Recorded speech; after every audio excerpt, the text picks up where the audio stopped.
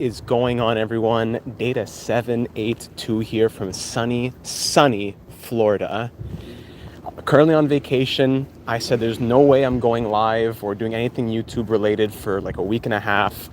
And Kent Bello Hughes of Les Canadiens de Montréal goes ahead and acquires Patrik Laine and a second round pick in exchange for Jordan Harris.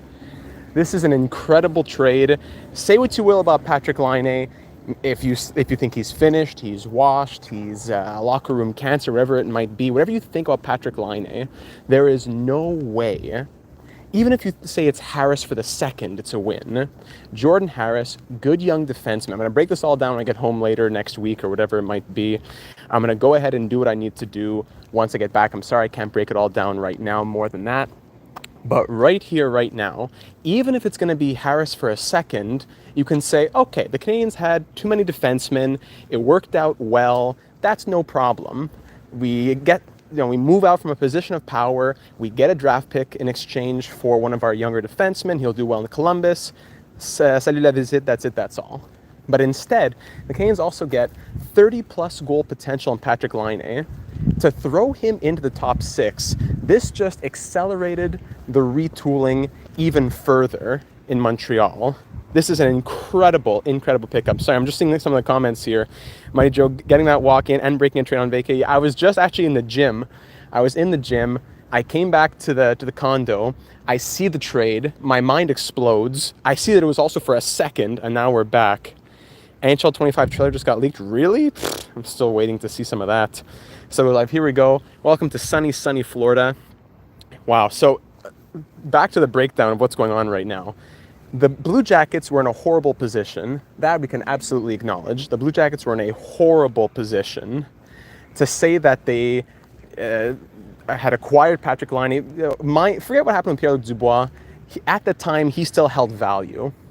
Even if he doesn't hold as much value or almost no value today, Pierre-Luc had value at the time, and they could have gotten something else than Patrik Laine. But in the end, they got Laine, and his value plummeted. He didn't want to be there anyways. He didn't want to be in Columbus, so that brings down the value even further on top of everything else that was going on.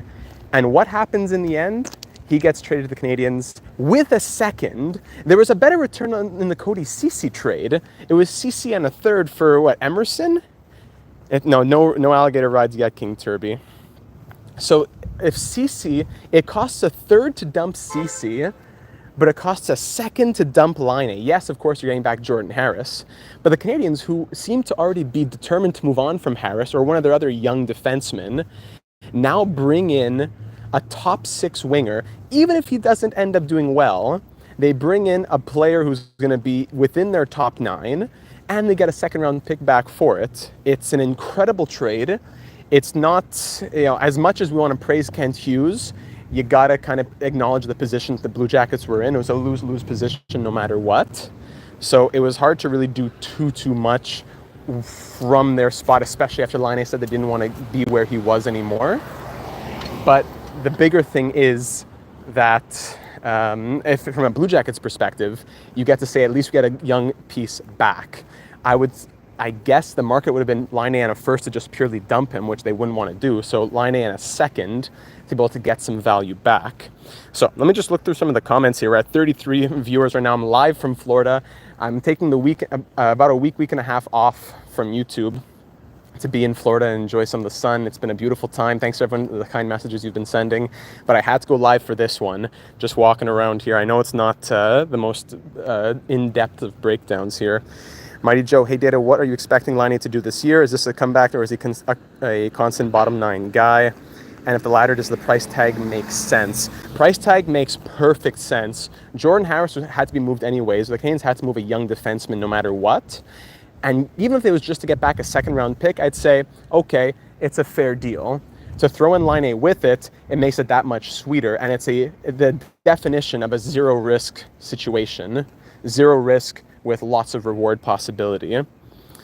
You're in Turkey? I'm in Florida. Let's see, Florida confirmed yet.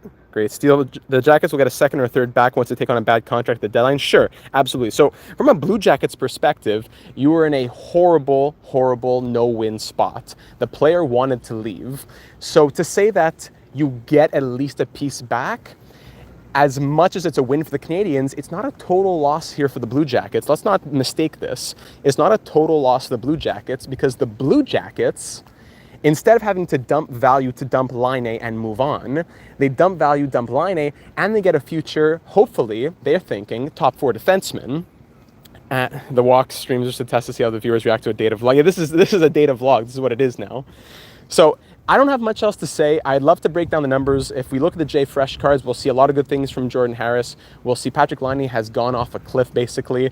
But I think not just being in a different environment, forget the Montreal environment, just a different environment will be a great thing for Patrik Laine. But on top of that, being in an environment that is, of course, I'm a little bit biased as a Canadiens fan, but I think it's fair to say young, dynamic, on the up and up. Are they going to win the Cup within 2 years now because of Laine accelerating the timeline? I don't think so. But this does go a long way in the acceleration in general of the Canadiens' timeline to put Patrik Laine on the wing instead of whoever they had a few years ago. Like, replace Mike Hoffman and now give me Patrik Laine. I'm a lot happier. Data vlog would be welcomed. Harris is more of Harris right now is definitely a top 6. I think he does have that top 4 potential. And we not only did we give only Harris for Laine, but you get a second back for it as well. So it's a huge win for the Canadiens. But when you take context into account, it's not the biggest or the worst loss for the Blue Jackets. It is a bit questionable, perhaps. I guess it's because of Laine's, I remind me of the AAV on Laine, but perhaps that had to do with the money a little bit. But to say that you give up a second, it does hurt a little. But at least you can say that we get something back instead of just give up a pick and we get nothing, right? King Turby, if he doesn't perform, they'll eat him alive in Montreal. Yes, that is very, very true. The Canadiens fans will eat Laine alive. However, now they got him essentially for dirt cheap. I think the leash on Patrik Laine for Canadiens fans and for Montreal media will be a lot longer. I think we can at least say that. And if anyone says otherwise, if I hear fans berating Laine within 5 games, I'm gonna have to remind them of that because you got to count your blessings at this point. Yeah, he definitely sells potential. He's only 26. He's making about $8 million. He's making 8.7 for 2 more years. No problem at all. Blue Jackets, CBJ fan, number 1 fan, sorry. Also, we didn't really need him anymore. We got to keep the Russian line together, and Boone and Fantilli need to stay in the top 6. So if the Blue Jackets are happy to move on from him, that's no problem. It's just too bad it costs a second-round pick to do it. But hey, you got a young top 6 defenseman back who can hopefully fill a top 4 role in the near future. At the same time, the Blue Jackets have a lot of defensemen. It's not like they were desperate for defensemen. So Jordan Harris goes from one crowded blue line to another crowded blue line. You gotta take that into consideration.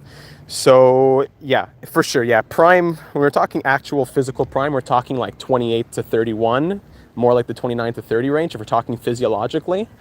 So he's entering his prime, and if he can just get the mental game to go with it, then that could be crazy. Because Patrik Laine, his best season, I can't pull up the stats right now. Could it be he hit 40 goals, correct? Or at least when you at his best health pace, he was on pace for 40 plus goals. So Patrik Laine, if he can forget 40 plus goal pace, give me 30 goal Patrik Laine, give me 60 point Patrik Laine in the Canadiens top 6. I'm breaking it all down from a objective point of view, but I got to look at it subjectively as well as a Canadiens fan. I'm super excited. This is a huge, he scored 44 goals. There you go. This is a huge taking advantage of the situation for the Canadiens. It's not like Kent Hughes just cooked this up in a laboratory and fleeced the Blue Jackets. The Blue Jackets were in a terrible situation. The Canadiens had the leverage to make it work, and they said, hey, let's do it. Blue Jackets said, this is the best we can get. Let's just call it a day.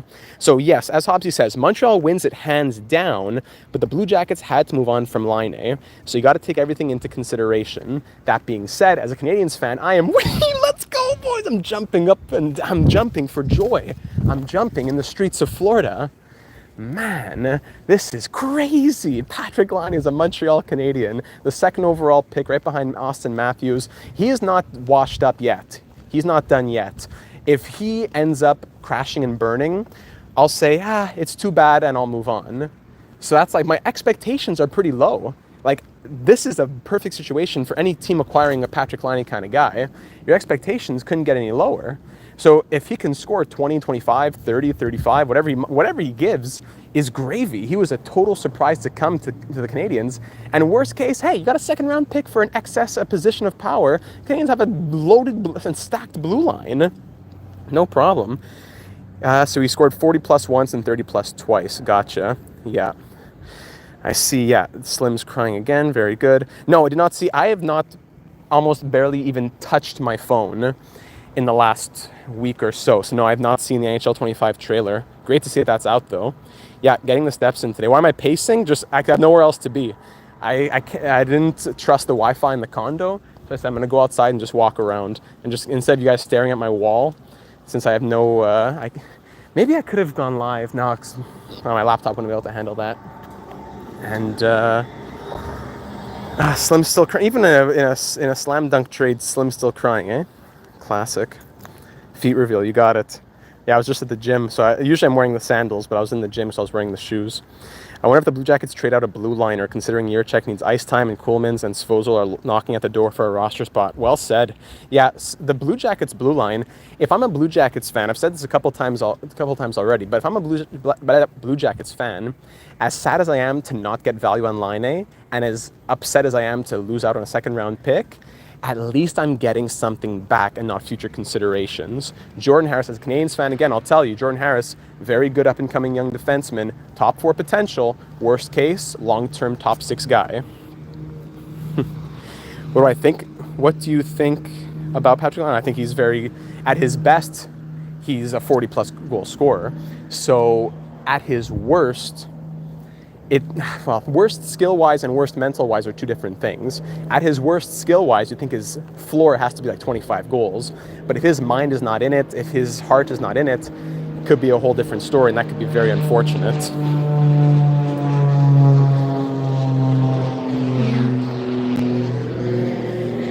So I think that's about it for what I gotta say. Just, I had to go live and do something about that, ladies and gentlemen. I had to say something about it. When I get back, this weekend, what day is it today? Monday? This weekend, I'll be back and I'll have a full breakdown. I don't know if I'll go live, but I'll do a full breakdown of the trade. And I'm looking forward to talking about it numbers-wise, not just as much reaction-wise. No, I've not seen anything about NHL 25. I'm looking forward to, I'm gonna go do that right now. I'm gonna go look at NHL 25 right now. Did they give any dates on anything, like official revealed trailer or like the game mode discussions? They talk about that at all? He needs a zero pressure team. Yeah, the Canadiens will give pressure, but as I said before, I think the leash will be especially longer on Patrik Laine since he came at this cost. I hate to agree with Slim, says Caleb. Yeah, we all do. But Laine is cooked. He's been dealing with mental issues and does not have a heart, it seems. The contract is brutal. The thing is, he went through the player assistance program, right? He came out of it. He's given whatever that is, the approval, the full bill of health, whatever I don't know what the requirements are from that, but he's been cleared to come back. He seems to be, with his fiance or his wife, he did that organization thing recently. Again, I'm just taking this all out from memory. I think that mental side of things is in the best, or in a better place than it was, let's say, like 6 months ago. I think we can say that. Does that mean it's going to continue trending upward? No. So that's the question. But I do think he's in a better place now than he was when he was performing at his worst and most likely mentally at his worst not too long ago. Reveal trailer on Thursday? Great. I'll be back for the weekend, so we'll go on that soon. August 21st? For pre-order? Gotcha. Yes, sir. You got it, Joel. I'm always coming through for the people. I got to do it for the Dataverse. All right. I think that's going to be it for me, everybody. So I'm going to we'll break it down more on the weekend. We'll be back for live streams soon. Thanks for taking a moment to check in with me. I wasn't going to do anything YouTube related for a little while, but just pacing around Florida over here. It is hot. It is humid. I'm going to go take my book, dive in the pool, and that's going to be about it for me. So everybody, thanks for tuning in. Appreciate your thoughts. Leave your thoughts in the comments on it as well, or in the Discord server, link in the description. Maybe it won't be actually, because I got to figure out how to do this description from my phone. Usually I have it from my laptop. But I'm looking forward to further discussion on this. What are your thoughts? Who's the winners? Who's the win? Who won? Who lost? What's the context behind it? What do you think and why? it was very instant, the analysis this time, without any any screens on. It's purely out of my brain. This was purely out of my Android brain. Thanks, everybody. We'll talk soon. Now I got to figure out how to turn this off. Boy. I got it. All right, see you, everybody.